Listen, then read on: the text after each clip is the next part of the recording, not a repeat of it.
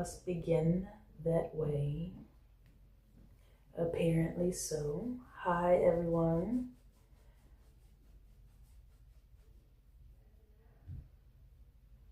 I hope I'm able to be heard from here.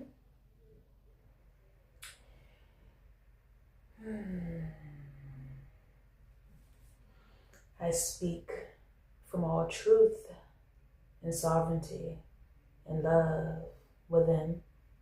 May my words cross through all paradigms, dimensions, time lapses, and ecosystems of the Divine Mother.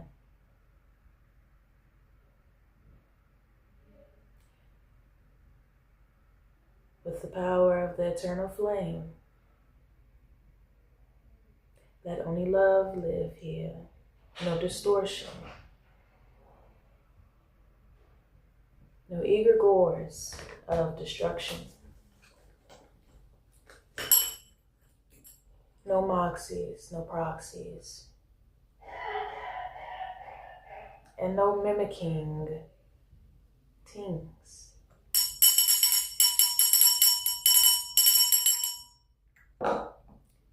Thank you to the Divine Mother.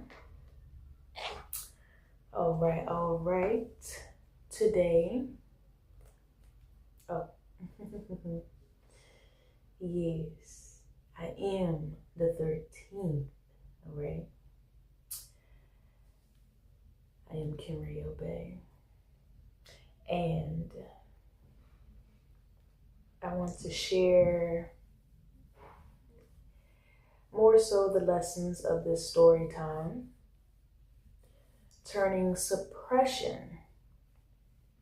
without turning suppression into denial, right?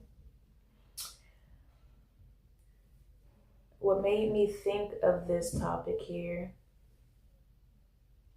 was there was a moment, we could say, of possible weakness, or more so of curiosity, just to see where we are as a whole within ourselves.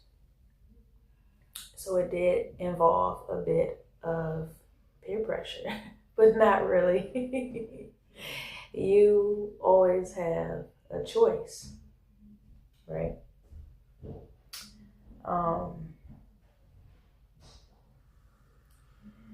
So on this path, when it comes to choosing, to be more disciplined than those around you, we can easily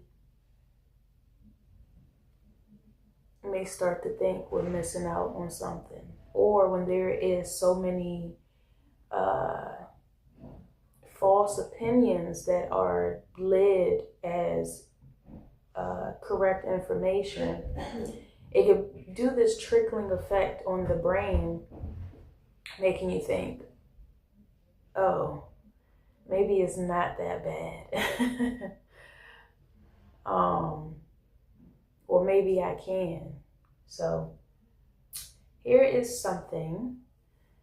Now hopefully, it'll come all together. So here is something that I put together just for more clarity here. Especially when it comes to these moments where complaining seems to be the highlight of whatever it is that's happening. Choosing not to complain doesn't mean pretending everything is fine. It means speaking from intention rather than reaction. Complaint drains energy because it repeats what we already dislike. Clear speech, by contrast, describes what is and then directs energy toward what can be. This is the shift from commentary to creation. So the energetic lesson, right?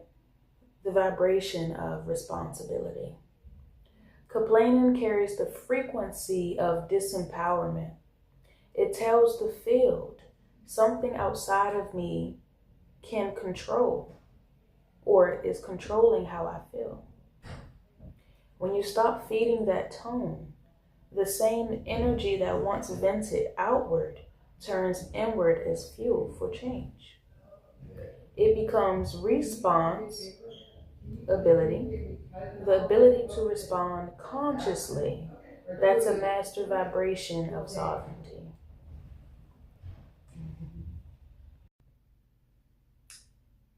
So,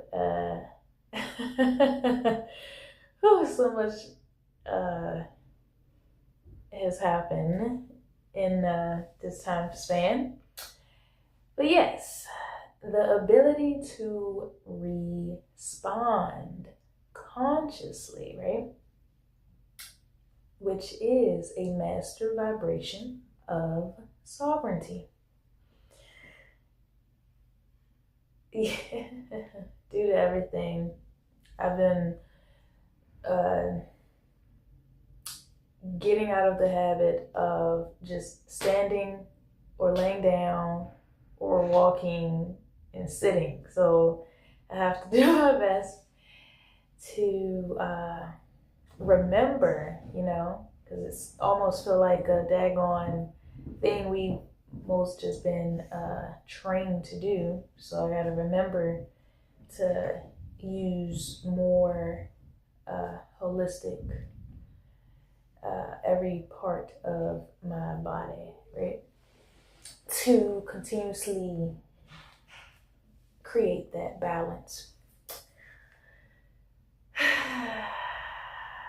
It is some great stuff on the way.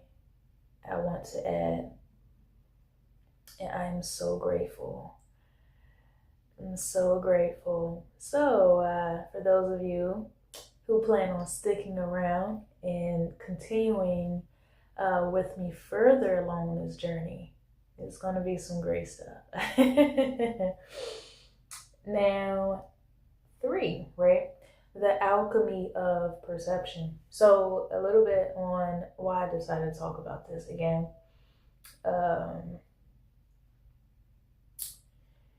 Because in the moment, right, the fire element was being used.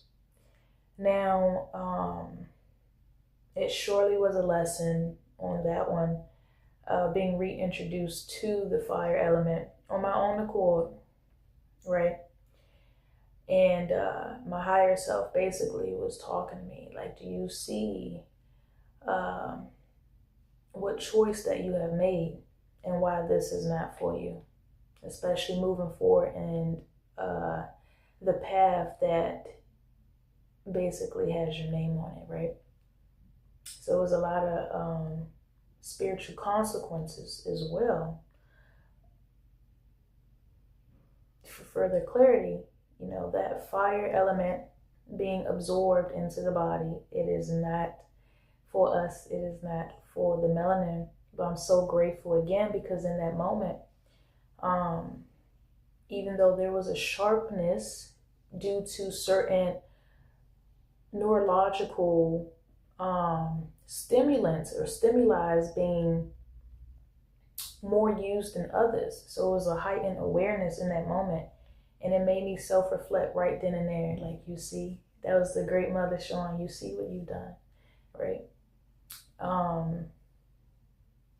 Which is very fascinating and telling of oneself. So very important. I have to do something different on the art of peer pressure. But when it comes to recognizing what is factual and of course what is false, it helps you always, despite what choice that you make, because you always have a choice, but it'll always help one to see, even before making said choice, how is this going to benefit me, and is this even in alignment with where I'm going?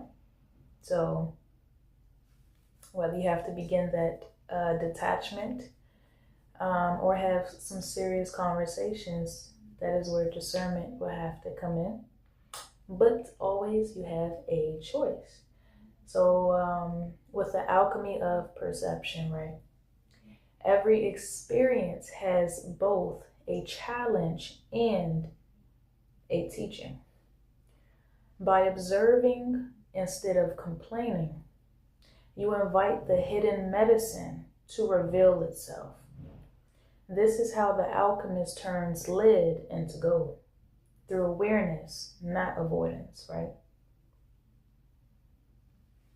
You are training your subconscious and consciousness to perceive less as problem, more as process.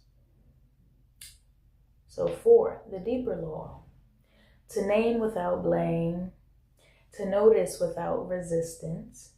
This is sacred speech. I'm gonna move along.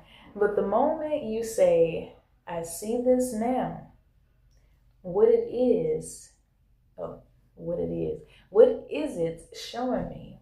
You move from victimhood to authorship. That is divine maturity.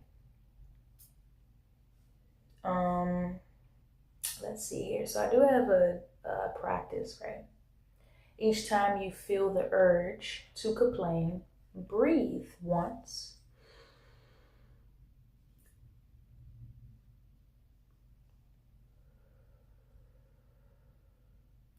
Right? And simply say or reframe certain words or statements such as, I hate this place, to instead say, this place is teaching me patience. Instead of, they never listen, say, I'm learning how to speak so I'm heard. Because our words definitely and will always set the stage for how we want our day-to-day things to go. So steady in the unsteady. In the presence of all that moves around me, I remember my stillness is my altar.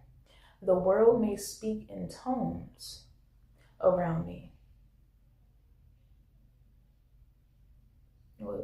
No, let me go back. The world may speak in tones of haste, of noise, of misunderstanding, but I am here to build something from within first, and most will never get that. To remain steady inside an environment that does not yet reflect the harmony I seek, this is not avoidance, this is mastery. Every word I choose carries its own sound wave, which is true. Its own tone that touches the field around me.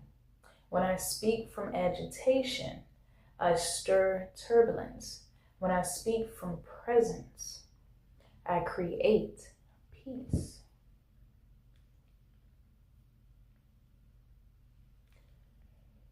So there's a thing, right, where the frequencies mostly of others, when it comes to self-alignment and inner alignment, you'll hear whispers or the actions of what is being repelled or in your midst, I should say, is do not chase correction outside yourself. To anchor balance within, and the outer will mirror you in time. So many look outward, naming faults, yet take no step inward toward their own refinement. But energy answers authenticity. So what you cultivate in silence eventually sings through your tone, your walk, your aura. Okay? Yes, you can create, magnify, or contort your aura if you so choose. The vibration of your being is the true conversation the universe hears. So today I speak less breathe more, and let steadiness become my language. I build myself from within first, for only an upright spirit can stand in a wavering world.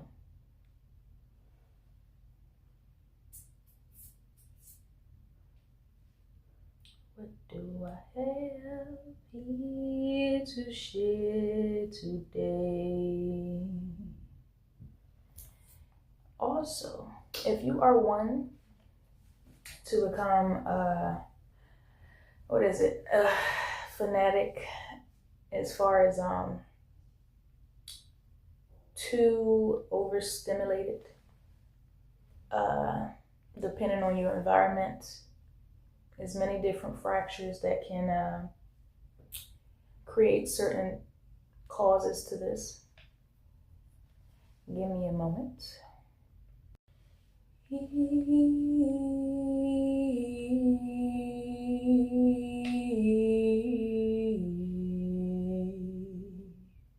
So here's some things that I actually found out and learned on a more deeper sense or deeper side on what was possibly taking place, especially in given fields, right, where you pick up on a lot of different frequencies at once. So, and yes, these things do require more of a stronger inner discipline. So it sounds as if the environment was full. So let's say if the environment is full of overlapping conversations and emotions, sensitive awareness can pick that up as if the air itself is talking about you, whether the words were literally directed at you or simply background chatter. The nervous system experiences it the same way as pressure. By staying aware of your breathing and your steps, you prevented the stress from lodging in your body. So sometimes we can feel as though a lot of things are, depending on if you are in a spiritual psychosis or not. I've spoken of this on a different video, but like it's really a clash of frequencies, and then of course, if there's anything within yourself that you have not yet faced, or still holding on to certain aspects to life that are false, because the most important thing that our body will do is reveal to us in many different ways just how biased and conflicting our views really are. Because the more you lie to yourself, your body will disagree with whatever you are holding on to.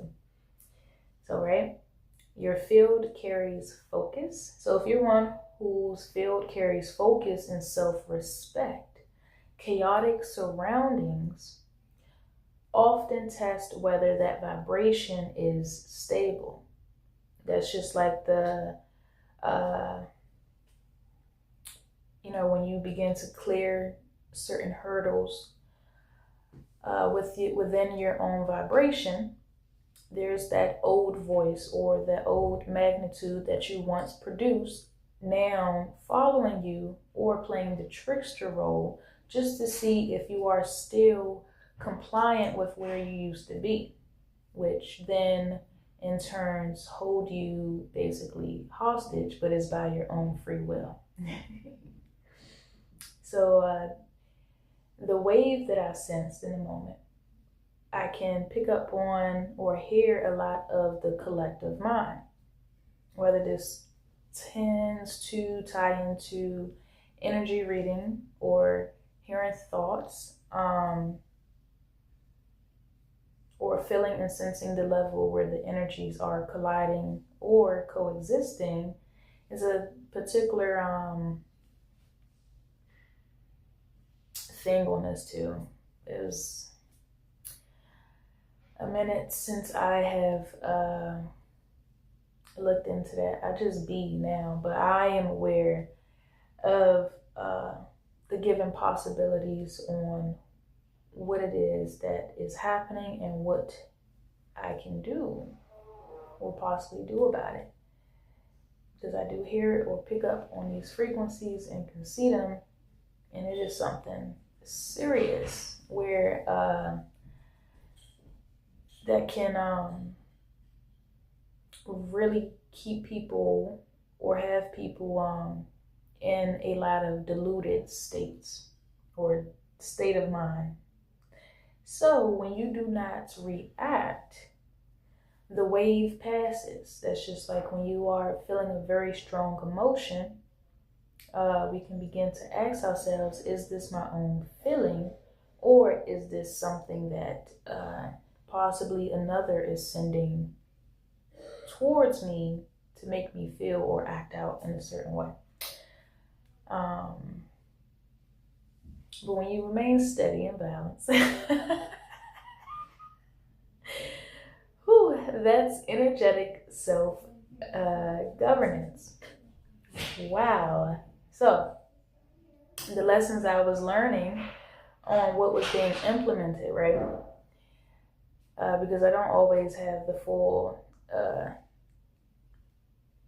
coding of the pattern right then and there, but as I speak things, I'm aware that it is involving my higher self to then relay the message. So I do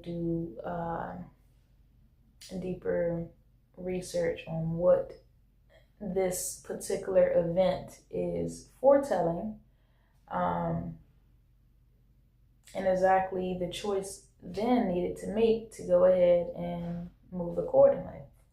So symbolic lesson, right? Do not hand your pen to the crowd. When outer voices rise in judgment, they invite you to rewrite yourself according to their script. Everyone is living in a script. 99.99% of the people have rose-colored glasses on. And I've gotten these statistics, or they're not really statistics, but it is true. And it is directly from that book again, Into the Heart, such a great book. But yes, your choice to stay kind to yourself says, I remain the author of my tone. So it do require us a discipline, right, of the spiritual warrior, strength through gentleness, even in the face of a lot of downing frequencies and everything else. Everything as far as spirit, mind, body is going to require a given integration, because you must know that everything makes up in unison, not separation. So it's very interesting. Very interesting. Let's see what else. Peace within thoughts is the first form of enlightenment. I'm gonna actually leave it there. I didn't know how exactly this was going to come out today with my higher self. Certainly mentioned, go ahead and finish your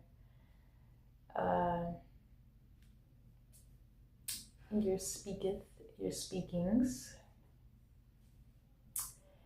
for the people. And this was is really just a start until I get more into flow, as I have a whole new made a whole new pivot on what it is that I am currently in, and I may speak more on it bit by bit. We'll see. As far as online goes, but yeah, thank you for vibing with me today. This is Kimray L. Bay. Much love.